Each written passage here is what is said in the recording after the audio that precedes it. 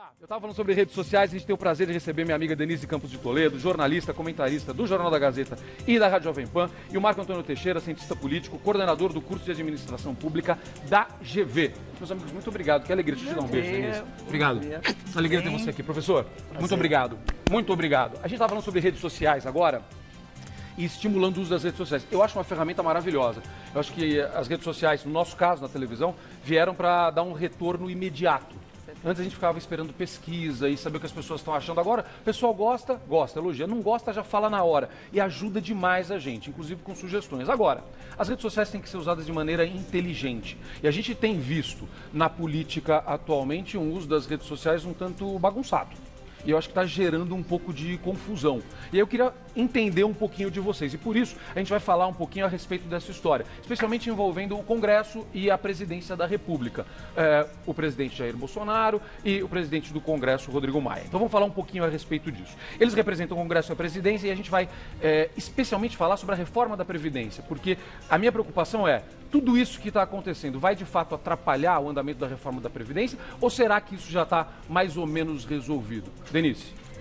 Olha, eu acho que vai depender muito dos futuros passos, né? Eles tiveram uma tentativa de pacificação na semana passada. Verdade. Na quinta e na sexta-feira criou um clima mais positivo essa tentativa.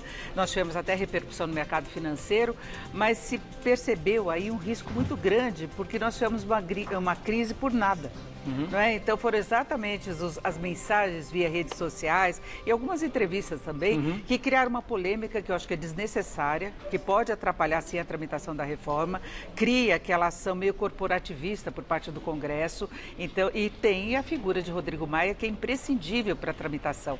Não é? A gente já teve exemplos no passado da importância de o presidente da Câmara para encaminhamento de qualquer proposta. Não é? E no momento em que ele cobrou uma presença maior do presidente, o presidente preferiu questioná-lo através das redes sociais ou acusando de uma série de coisas. Então, eu acho que foi uma falta de habilidade política ao lidar com essa situação. Professor. É um pouco o que a Denise fala, né? E eu acrescentaria uma questão. A proposta da reforma é a proposta do governo. Perfeito. Quem cabe defender a reforma no Congresso? Aos líderes do governo.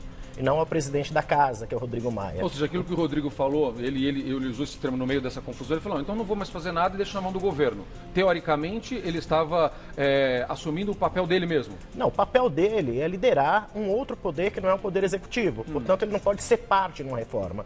Agora, o papel crucial dele é garantir que o procedimento seja respeitado e que a reforma tramite normalmente. Se ele quiser, inclusive, ele pode atrapalhar. O que ele deixou bem claro que não vai fazer. Agora, não é papel de um presidente da República ir para redes sociais e fomentar a cisão. Sobretudo no momento em que ele depende do quê? Da coesão para aprovar esse projeto. Tá? Que é um projeto crucial não para o interesse do governo, mas para as finanças do país. Então, o presidente não foi inteligente e se continuar estimulando o uso das redes sociais, mesmo que seja pelos filhos dele, isso pode fazer com que não apenas a reforma da Previdência venha a ter dificuldade para ser aprovada, mas o fracasso da reforma da Previdência pode contaminar todos os projetos que vêm daqui para frente. Tá? A rede social hoje, como você bem colocou, tem sido um instrumento de disputa na política. Quem quer construir não faz disputa pela rede social, vai conversar. Adorei isso. Olha, o mais importante, e os dois falaram sobre isso aqui, a gente não combinou nada, a gente só sabia que a gente ia falar sobre esse assunto, mas os dois falaram. O importante é que a reforma ande, o importante é que isso passe. O país precisa da reforma. Vamos falar um pouquinho a respeito disso, antes da gente dar continuidade a essa confusão entre eles. Aí eu vou colocar até essas frases que geraram toda essa confusão, mas o mais importante é, para minha amiga que está acompanhando a gente em casa, para o meu amigo que está nos acompanhando agora, muita gente fala reforma da Previdência, e muita gente que é contra a reforma da Previdência acaba confundindo a cabeça das pessoas em relação a isso. Então acho que é o nosso papel mostrar a importância disso. Tanto que agora os empresários estão em Brasília, eu vi nesse fim de semana no Estadão, teve até uma reportagem a respeito disso, dizendo de um escritório que eles abriram lá para fazer isso funcionar, o Flávio Rocha está envolvido nisso, da Riachuelo, para fazer isso andar, para realmente fazer com que a reforma saia. A reforma é fundamental e ela é importante para todos nós, não é isso, Denise? Exatamente. Vamos deixar isso bem claro, que eu acho fundamental. É uma coisa assim que você pode simplificar no extremo, você colocar a situação de uma empresa ou de uma família que está altamente deficitária. Tá bom, está devendo tudo. Está no limite, você está com um endividamento muito alto e você não tem capacidade de gerar saldos para ir bancando a sua dívida ou para evitar que ela cresça. Então a dívida vai crescendo, você vai incorporando juros e vai pagando cada vez mais. Vamos lá, por exemplo, eu tenho aluguel, eu tenho o condomínio, eu tenho a escola das crianças. O meu dinheiro não está dando conta nem de pagar essas coisas. E eu ainda tenho algumas dívidas que eu tive que fazer no passado, né, na compra do apartamento. Você vai ter que tirar dessas outras coisas para bancar essa despesa que você tem concretamente, que no caso seria a Previdência, o sistema previdenciário. Claro que você pode economizar em outras despesas, você pode economizar até na escola das crianças, mudar de escola, mas você vai continuar com aquele problema que você tem, aquele imenso rombo em uma das suas despesas. Então você tem que corrigir isso para poder lidar melhor com o restante dos teus compromissos. E é isso que o governo tem. Agora, na medida em que o governo não consegue gerar superávit, ele cria uma desconfiança em relação à capacidade de pagamento futuro. Então, o investidor que está querendo vir para o Brasil fica com o pé atrás, sabe do potencial da economia brasileira, mas fica com o pé atrás. Você tem um empresariado também torcendo para a economia dar certo, para deixar para trás todo o resquício que a gente ainda tem, que é muito pesado, da recessão econômica, mas também vai com cautela, porque fala, e se em algum momento a coisa der errado? Se não sai a reforma da Previdência, o que o governo vai fazer para compensar esse desequilíbrio? Ele teria que aumentar impostos, ele pode compensar via inflação mais alta, corrige todo esse orçamento e também mascara essa situação de déficit. Por isso que lá atrás não tinha tanto problema, porque a gente tinha inflação elevada. Então está tudo em cima da reforma da Previdência, porque seria a primeira estratégia para aí poder começar a cuidar das outras áreas com maior eficiência. Gostei muito disso. Agora, professor, isso é importantíssimo, isso que a Denise falou, porque além de dar um sinal para o mercado, um sinal para as pessoas, um sinal para os eleitores, para quem colocou efetivamente o Jair Bolsonaro na presidência, além de dar um sinal, você cuidar da reforma da Previdência primeiro, é aquela arrumada na casa que estava todo mundo esperando, porque afinal isso foi uma promessa de campanha. Olha, a reforma da Previdência ela é necessária. É bom nós lembrarmos que o Lula fez, Fernando Henrique fez, Dilma faria se permanecesse no governo e o próprio Haddad teria que fazer também. Então, isso é uma questão de Estado, não é uma questão de governo. Perfeito. Agora, tem uma questão que é o governo lança mão de uma proposta e cabe ao Congresso fazer o quê agora? Ajustar. Agora é hora da negociação. Tem problemas na reforma? Tem. Todo mundo sabe. O benefício de prestação continuada, da forma que está, precisa ser revisto. A questão da idade da aposentadoria rural para mulheres, sobretudo, também precisa ser revisto. Isso é o quê? Isso é fazer política. Isso é conversar para chegar num denominador comum. O que não pode e explicar para a sociedade também, né, professor? Exato. A gente tem que explicar mais, porque não fica claro. Eu tenho certeza que a nossa dona de casa está acompanhando a gente em casa, nosso amigo que está nos vendo agora, o pessoal que está nos restaurantes, que muita gente me falou, vou ligar na padaria para assistir na hora do almoço e tal. O pessoal fala assim, peraí, mas esse negócio da reforma da Previdência eu não vou sair perdendo? Eu acho que falta muita comunicação para deixar claro isso. Falta diálogo e falta o cidadão que recebe o BPC entender que está sendo discutido o futuro dele ali também. Boa. Então isso é muito importante. O que não pode é a gente ficar num jogo ganha-perde. Tá? O que precisa nesse momento é sentar todo mundo com responsabilidade e tentar construir algo que seja menos danoso possível para todo mundo, porque esse é um custo que ele precisa ser dividido. O que não pode é a maioria dos trabalhadores pagarem um ônus maior do que outros segmentos. Corporativismo existe de todos os lados. O que acontece? Numa situação como essa, onde não se conversa, quem tem mais força pode, de certa forma, arcar com um ônus menor. Isso não é bom para o país. Perfeito. Fala, Denise. E nós tivemos uma sequência de problemas levando àquela situação política que deu a impressão de ter chegado no limite, que havia um risco de ruptura mesmo nas relações. Um dos fatores, e aí nós temos um dado concreto, que não é só essas tuitadas aí meio amalucadas, que é a apresentação da proposta de reforma dos militares. Perfeito. Eles vão dar a parte deles, só que veio uma compensação que outras áreas não vão ter, outras categorias não vão ter. E no final a economia deles vai ser mínima, vai ser coisa de 10 bilhões, uma economia total que se espera de 1 trilhão. Então vai ser mínimo, porque você economiza em relação à previdência dos militares, só que você dá concessões do lado do plano de carreiras. Tá. Então você tem essa compensação, no final a economia chega a 10 bilhões, é nada dentro do que se precisa. Então foi uma questão que já gerou uma polêmica no Congresso. Aí o próprio presidente disse que ele não gostaria de fazer a reforma. Foi aí que o Rodrigo Maia começou a ficar bravo. Porque ele falou, eu não gostaria, mas eu vou fazer. E cabe ao Congresso agora fazer o papel dele. Não é você jogar, como o professor falou, e agora vocês se virem. Tenham consciência que é importante. Não, porque a reforma da Previdência, dependendo da forma como ela foi encaminhada, os políticos podem pagar uma conta. Nós já tivemos, por exemplo, os que foram protagonistas da reforma trabalhista, eles não se reelegeram. Inclusive, o secretário atual de Previdência, ele não se reelegeu.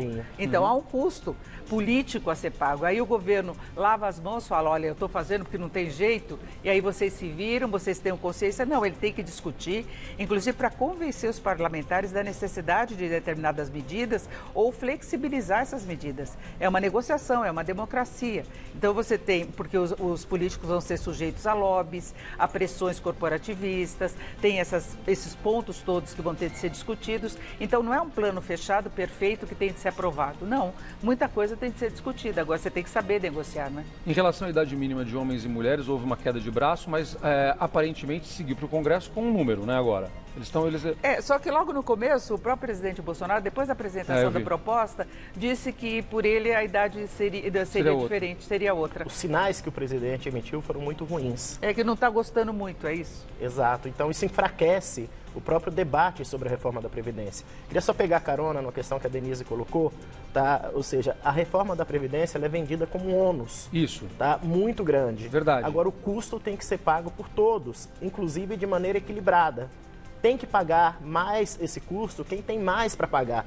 A classe política tem mais para pagar, o sistema de justiça tem mais para pagar. Exatamente. E os militares também têm mais para pagar. O que a sociedade não pode é ter essa sensação de que só nós estamos pagando a conta. A parte mais fraca está pagando a conta toda. Aí o custo político vai ser maior para quem aprovar e a aprovação se torna extremamente difícil. Na democracia, esse é o momento da negociação. Negociação, tem que conversar. E nós só vamos ganhar se essa negociação for pública, transparente e a sociedade compreenda muito bem qual é o custo que cada segmento está pagando. Foi por isso que a gente abriu o programa de hoje com esse assunto e a gente sabe que não é um assunto fácil, de simples compreensão, mas é muito importante que a gente fale a respeito dele, porque isso mexe com a nossa vida. Com a vida de todos nós, vai mexer cada vez mais. E agora a gente vai explicar um pouquinho como é que essa confusão começou, essa história que a gente falou nas redes sociais. Eu queria só que você entendesse essa questão da Previdência antes de mais nada, mas a gente tem algumas telas aí das tuitadas e das entrevistas dadas por Jair Bolsonaro e por Rodrigo Maia. Vamos colocar? Vamos colocar para o pessoal acompanhar? Vamos pôr na tela, por favor. Tá lá. Primeiro, presidente Jair Bolsonaro. Eu não tenho problema nenhum com o Maia. Ele está abalado com algumas coisas pessoais. Eu já vou explicar essa história para você, que estão acontecendo. Não quero entrar em detalhes, mas passa pelo estado emocional dele no momento. Bom, já falou o presidente Jair Bolsonaro. Aí veio o Maia. Vamos lá. Aí o Maia retrucou e veio com essa. Abalados estão os brasileiros que esperam desde 1º de janeiro que o governo comece a funcionar. São 12 milhões de desempregados, 15 milhões de brasileiros vivendo abaixo da linha da pobreza e o presidente brincando de presidir o Brasil. Vai para a próxima. Vamos lá. Aí Bolsonaro de novo. Não existe brincadeira da minha parte. Muito pelo contrário, lamento palavras nesse sentido e quero acreditar que ele não tenha falado isso, mas falou. Ele falou. Falou sim. Pronto, aí. Começou, já tinha acontecido uma tuitada ou outra dos filhos do Bolsonaro também e tal, mas isso aqui, na minha opinião, foi o que mais pegou, porque foi muito direto, né?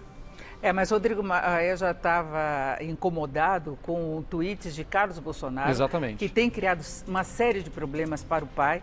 Não é? Muitas vezes você sabe que ele é que colocou as mensagens do Twitter na conta do presidente, não é? Em várias frentes. E essa com o Rodrigo Maia foi uma cutucada aí lá atrás que ele já não tinha gostado.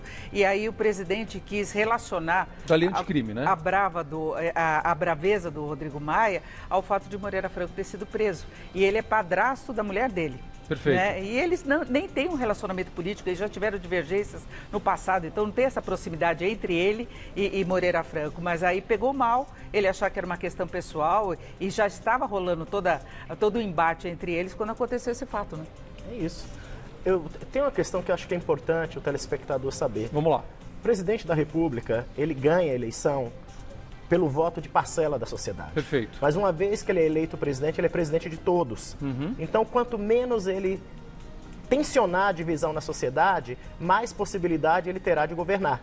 Essas tuitadas, elas fazem parte apenas de uma parte do conjunto de tuitadas que já foram disparadas e que criaram problemas para o governo. Então, nesse aspecto, falta de orientação, professor? É falta de orientação, é falta de capacidade de interpretar que numa democracia quem assume o cargo público assume em nome de todos. E vai ter que conversar e respeitar, inclusive, aquele segmento que não votou nele. As tuitadas funcionaram muito bem na campanha. Não é? Eu acho que faltou essa sensação. Parece que é campanha ainda, né? É o prolongamento da campanha. Eu acho que essa é uma questão que o Rodrigo Maia falou e ele tem razão. E muita gente tem dito também, inclusive Janaína Pascoal, que é aliada do presidente, faz parte do mesmo partido do presidente, e disse o seguinte: olha, está na hora de esquecer que é deputado e virar presidente da República de fato. Porque deputado tem isso, dialoga com o segmento que o apoia. Presidente, prefeito, governador, governa para toda a sociedade. Não pode ficar criando caso. Inclusive no momento em que ele precisa do quê? Da mais ampla coesão possível para aprovar. Este projeto, Celso, precisa de 308 votos de 513 deputados. Não é metade mais um. Não é nada trivial conseguir isso. É muita coisa. Agora, eu posso fazer uma observação? Deve. Nesse contexto todo, o Congresso deu uma demonstração de força muito clara para o presidente, se ele não estiver disposto a negociar. Eles aprovaram uma PEC, que é uma situação semelhante à reforma da Previdência. Você precisa dessa maioria para ser aprovada. Eles tiraram da gaveta um projeto que era da época da Dilma Rousseff, era uma pauta-bomba para ela. Pauta-bomba do Cunha. Exatamente. Eles tiraram da gaveta, aprovaram em 2 turnos no mesmo dia e com uma votação bem superior a essa. Então, a votação superior a que vai ser necessária para a aprovação da reforma. Ou seja, eles deram o recado. É isso. Força a gente tem. Ou negocia. Agora, negocia não quer dizer negociata. É isso que precisa haver o entendimento. Então, fica esse discurso que não nova vai política, fazer... velha Exatamente. política. Não se trata de nova política nem velha política. É política. Política com democracia você tem que negociar. Chegar a um entendimento, a um consenso para ter o melhor projeto aprovado. Então, você pode negociar. De repente, você pode até nomear alguém de algum partido que seja eficiente, que tem experiência, que tenha capacidade de gerenciamento. Então, não significa que você vai ceder determinados cargos para instalar um esquema de corrupção, como aconteceu no passado. Perfeito. Não é isso. Você tem uma negociação saudável, que todo mundo tem. Quando você vai fazer um acordo comercial, você não negocia. Negociar não está errado. Não está errado, é democracia. Só que você negocia com os termos corretos e trocando o que efetivamente tem que ser trocado. E nesse caso, gente, a gente tem que fazer o Brasil andar. Então vamos fazer uma coisa aqui, vamos fazer um compromisso aqui. Vamos usar as redes sociais, já que eles não estão sabendo usar direito, vamos usar a gente para o bem? Então vamos ficar no pé deles, vamos dizer que a gente quer a aprovação da reforma, vamos dizer que a gente quer clareza nas negociações, vamos usar isso de forma positiva e vamos ficar no pé dos caras, porque a gente precisa que isso ande. Isso é importante para o nosso país. E este vai ser um dos temas, a gente vai voltar a este tema. Paulo Guedes falou que prometeu que vai agora, na quarta-feira, né? Dessa vez ele vai lá conversar. Então vamos ver o que vai acontecer. A semana vai ser muito quente nesse assunto, a gente pode voltar a este tema e a todos os assuntos que vocês quiserem que a gente debata aqui no nosso Dia Azuca. Denise Campos de Toledo, minha amiga, muito obrigado. Marco Antônio Teixeira, foi uma alegria conversar sobre esses assuntos e dividir um pouquinho com as pessoas em casa. Parabéns pela estreia, sucesso. Obrigado, estou muito feliz. Sucesso. Obrigado pelo carinho.